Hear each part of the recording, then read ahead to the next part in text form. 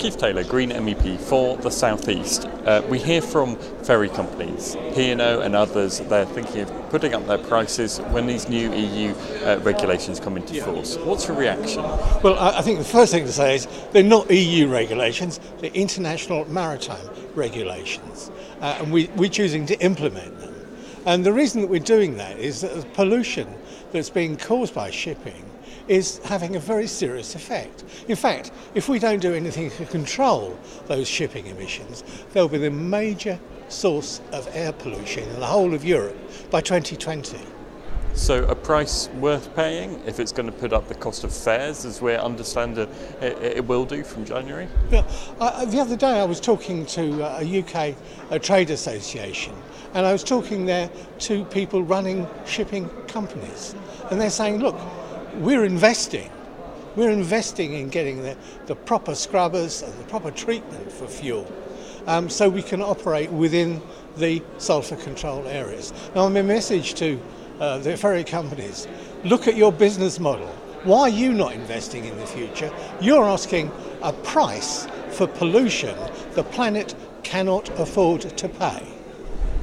What is the problem with sulphur? How you say it's damaging to the environment? You know, to what extent is it damaging to the environment and also to, I guess, to public health? To public health, indeed, yeah. I mean, if we look at the acidification that it causes of our oceans, it actually sort of destroys marine life, marine biodiversity, and it has a very injurious effect on humans who breathe the pollution.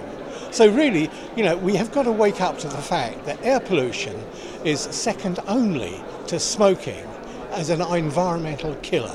And we've got to do something about it. I applaud these new sulphur control areas because I think their heart's in the right place and they're doing what needs to be done.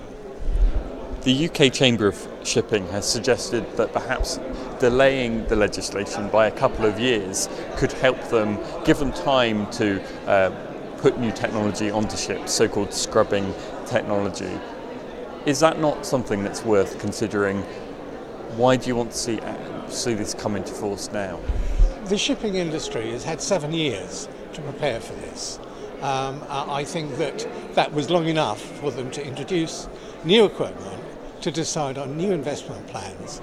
They clearly want to carry on their business, and what we're saying, the International Maritime Organization and the EU is saying, if you want to offer your service, it's got to be a service that meets the requirements that we need.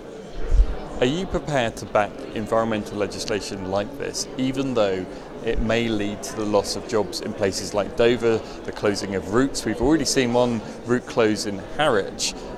The company's saying there's possibly going to be more routes that could go the same way. Are you prepared to see that happen and the job losses that go with it in order to support legislation like this?